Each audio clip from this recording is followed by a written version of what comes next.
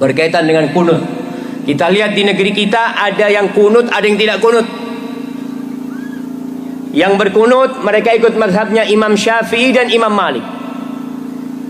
Yang berkunut, yang tidak kunut ikut mazhabnya Imam Ahmad bin Hanbal dan Imam Abu Hanifah. Maka kita lihat orang yang berkunut mazhabnya Syafi'i, dan mereka punya dalil. Bagaimana kalau kita sholat bermakmum kepada orang yang kunut? Ikut kunut. Kalau imamnya nggak kunut, ya jangan kunut.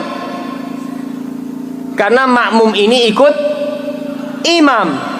Jangan mau jadi imam antum di belakang, imam itu di depan. Jadi kalau imamnya kunut, kunut. Imamnya nggak kunut, nggak usah kunut. Imam Syafi'i mengatakan kunut subuh boleh. Beliau menghasankan hadis-hadis yang memang didaifkan oleh sebagian ulama di antara Imam Ahmad. Jadi ini perselisihan pendapat antara dua imam, Imam Syafi'i dan Imam Ahmad. Imam Syafi'i mengatakan kunut boleh. Dan beliau menghasankan hadis yang berbunyi Nabi SAW tidak pernah tinggalkan kunut selama hidupnya. Imam Ahmad rahimahullah karena ahli hadis, dan Imam Syafi'i pernah berkata, wahai Ahmad, apapun yang sampai kepadamu dari Nabi SAW, maka sampaikan kepada kami karena kau lebih ahli di bidangnya, maksudnya di bidang hadis. Maka Imam Ahmad tapi kena lokasi jauh, Imam Syafi'i ada di Mesir, meninggal di Mesir, kemudian Imam Ahmad ada di Irak. Maka transportasi susah pada saat itu, Imam Ahmad mendapatkan hadis-hadis yang lemah, dilemahkan oleh beliau karena banyaknya ada pertimbangan masalah hadis-hadis rawi. Dan beliau mensahihkan adanya rawi-rawi yang dianggap lemah. Beliau mensahihkan hadis yang berhubungan dengan kunut witir, yang banyak ditinggalkan oleh kaum muslimin. Witir itu justru sunnah, kunut subuh justru terlemahkan hadisnya. Tapi Imam Ahmad itu ditanya, rahimahullah, wahai imam, bagaimana kalau kami sholat di belakang imam yang kunut? Ini dari dulu masalahnya sudah ada. Kata Imam Ahmad, yang tidak mau kunut jangan ikut sholat. Gitu kan? Artinya apa? Kalau ikut sholat kunut bersama mereka, tidak ada sesuatu yang salah di situ. Karena hadisnya masih diperselisihkan tentang kesohihannya. Tapi ini pendapat. Dan dalam kitab Minhajul Muslim nanti kita pelajari ada pasal tertentu nanti tentang pentingnya amar ma'ruf nahi mungkar, bagaimana bermuamalah dengan para ulama, ada babnya sendiri. Bagaimana bermuamalah dengan pemerintah, pemimpin muslim, ini ada hukum-hukum syar'inya. Di antaranya menghormati perselisihan pendapat dalam masalah furu'iyah di antara mereka. Ini soalnya banyak ikhwah yang belajar sunnah sekarang, lalu mereka jadi kaku akhirnya. Harus bisa dibedain ikhwah, mana yang syirik, mana yang sifat yang tidak bisa lagi ditoleransi, dan mana hal yang memang masih ikhtilaf dalam masalah itu. Aturannya, pendapat yang lebih kuat secara dalil bahwasanya makmum tidak boleh menyelisih imam. Kata Nabi SAW, innama ju'ilal imamu liyu'tamma bih. Sungguhnya dijadikan imam untuk diikuti. Fala takhtalifu alaihi, maka jangan kalian menyelisihinya. Kata para ulama maksudnya pada perkara yang zahir. Perkara yang zahir maka kita jangan menyelisih apa? Imam. Ya. Artinya kalau imam melakukan suatu kegerakan kita ikuti. Makanya Nabi mengatakan idza kabbara fakabbiru. Kalau dia takbir maka takbir. Ini gerakan yang zahir. Bukan cara duduknya, bukan cara tasyahudnya, bukan. Itu tidak itu yang dimaksudkan untuk kita ikuti. Artinya jangan kita lambat dari dia, jangan kita kecepatan dari dia. Yaitu pada perubahan-perubahan apa? Gerakan, paham? Pada perubahan-perubahan gerakan. Misalnya orang bertanya, Ustadz, imamnya kalau rakaat kedua salat subuh dia tawarruk, apakah kita harus tawarruk atau kita boleh iftirash? Ini tidak wajib ikut. Ente mazhab lain, imam lain boleh, enggak ada masalah. Karena bukan itu yang dimaksud. Contoh, Ustadz, imamnya kalau tasyahud dia gerak-gerak jari, apa kita harus ikut gerak jari? Ini bukan ini yang dimaksud. Bukan itu yang dimaksud. Terserah ente mau gerak jari, dia enggak gerak jari, enggak ada masalah. Sama seperti imam kalau ruku dia baca doa rukunya beda, apa kita harus ikut? Kita enggak dengar, bagaimana mau ngikut? Jadi bukan itu yang dimaksudkan, tapi gerakan-gerakan perpindahan itu harus kita ikuti. Kalau imam takbir kita takbir. Oleh dari situ, karena itu maka ulama khilaf tentang bagaimana kalau imamnya kunut. Pendapat yang benar kita ikut kunut. Kenapa? Karena ini masalah ijtihadiyah. Beda kalau imamnya solat subuh rakaat ketiga, ya jangan ikut. Karena ini ngawur, semua sepakat ini ngawur. Tapi ini masalahnya imam melakukan satu perkara ijtihadiyah. Menurut dia kunut adalah sunnah. Maka kita sebagai makmum, karena ini masalah ijtihadiyah, kita ikut imam. Maka ini fatwa Imam Ahmad, fatwa Syekh Utsaimin, fatwa Ibnu Taimiyah rahimahullah, yang Imam Ahmad, Ibnu Utsaimin, Ibnu Taimiyah memandang kunut subuh tidak sunnah. Mereka semua memandang kunut subuh tidak sunnah, tapi mereka semua yang berfatwa berdasarkan dalil yang ada, kalau imam kunut kita ikut apa? Kunut. Subuh itu tidak disyariatkan berdasarkan hadits Tariq bin Al-Ashyam. Beliau pernah sholat di belakang Rasulullah, Abu Bakar, Umar, Uthman, dan tidak seorang pun di tengah mereka yang melakukan kunut. Tidak seorang pun di tengah mereka yang melakukan kunut di subuh hari.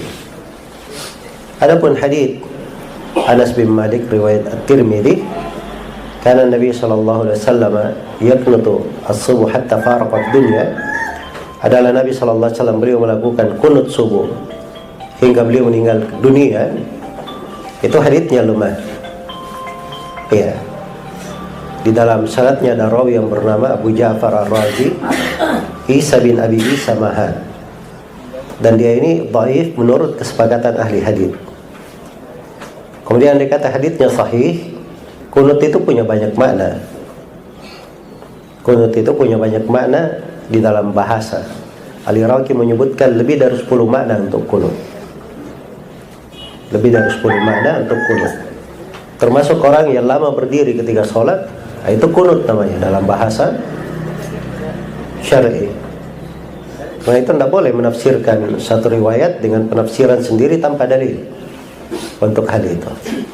Hanya saja kalau imam melakukan kunut subuh, dia berpandangan kunut subuh, ya, dan para makmum di situ kebanyakannya berkunut, maka dia ikut kunut juga.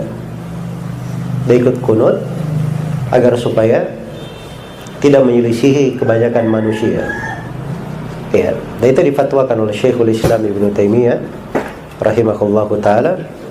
Sebagaimana ini difatwakan juga mengikuti imam di dalam hal itu oleh guru kami Syekh Shalih Al-Fauzan, dan juga guru kami Syekh Rabi' Al-Madkhali, dan selainnya dari para ulama kita di masa ini. Semoga Allah memberi taufik kepada semuanya. Bagaimana sikap kita ketika imam itu kunut subuh? Para ulama mengenai hukum kunut subuh menjadi dua pendapat. Pendapat yang pertama sunnah, dan ini madhab Imam Syafi'i. Dalilnya hadis riwayat Abu Daud, lam yazal Rasulullah SAW yaqnutu fil fajr hatta faraqat dunya. Rasulullah senantiasa kunut subuh sampai meninggal dunia.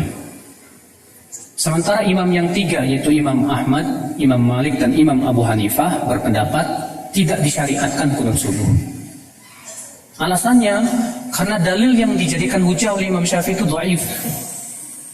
Di dalam sanadnya ada seorang perawi yang bernama Isa bin Mahan Abu Ja'far Ar-Razi. Dia buruk hafalannya. Sehingga menurut imam yang tiga dari pendapat jumhur bahwa kunut subuh tidak disyariatkan. Tapi imam yang tiga ini berbeda pendapat. Apakah sampai kepada derajat bid'ah atau belum? Imam Malik dan Imam Ahmad mengatakan belum sampai. Jadi pendapat ahli hadis. Sementara Abu Hanifah dan juga diriwayatkan dari seorang tabi'in yang bernama Sa'id bin Jubair menyatakan bahwa kunut subuh bid'ah. Dalilnya hadis Abu Malik Al-Asy'ari, bahwa Abu Malik Al-Asy'ari bertanya kepada orang tuanya, kepada bapaknya, hai ayahku, engkau sholat di belakang Rasulullah, Abu Bakar, Umar, Utsman, dan Ali. Apakah dahulu mereka kunut subuh? Kata ayahnya, hai anakku, itu semua diada-adakan. Sehingga menurut Abu Hanifah, ini menunjukkan kunut subuh apa? Bid'ah. Maka atas dasar itu, ulama yang menyatakan ini belum sampai kepada bid'ah, fatwanya apa? Tetap ikut imam kunut. Karena apa? Karena ini masalah-masalah khilafiyah ijtihadiyah. Ulama yang menyatakan bahwa itu bid'ah tidak boleh ikut mengangkat tangan, itu pendapat Abu Hanifah. Ya, saya lebih condong kepada pendapat Imam Ahmad dan Imam Malik. Kenapa? Pertama, hadis tentang Rasulullah kunut subuh terus-menerus memang dhaif, tapi dhaifnya ringan, Pak. Terjadi ikhtilaf para ulama tentang kedudukan Isa bin Mahan Abu Ja'far Ar-Razi ini. Sebagian ulama menganggap ia thiqah. Di antara ulama yang menthiqahkannya Yahya bin Ma'in, Ali ibn Madini, gurunya Imam Bukhari, Al-Fallas. Ya. Sementara yang mendhaifkannya seperti Abu Zur'ah Ar-Razi, Imam Ahmad, Imam Bukhari, dan yang lainnya. Sehingga sebetulnya sebab utama yang perselisihan ini gara-gara satu perawi ini aja, yang bernama Abu Ja'far Isa bin Mahan Abu Ja'far Ar-Razi. Apakah dia dhaif atau tidak? Mereka yang mengatakan Abu Ja'far Ar-Razi thiqah mengatakan apa? Hadisnya sahih sunnah. Mereka yang mengatakan enggak, Abu Ja'far Ar-Razi buruk hafalannya, mereka mengatakan hadisnya dhaif. Namun dhaifnya tidak berat, Pak, ringan. Ya, karena Abu Ja'far Ar-Razi ini didhaifkan dari sisi buruknya hafalan. Makanya dari itulah Imam Ibnu Qayyim dalam kitab Zadul Ma'ad mengatakan para ahli hadis tidak memandang itu sampai kepada derajat bid'ah. Iya. Allahu a'lam.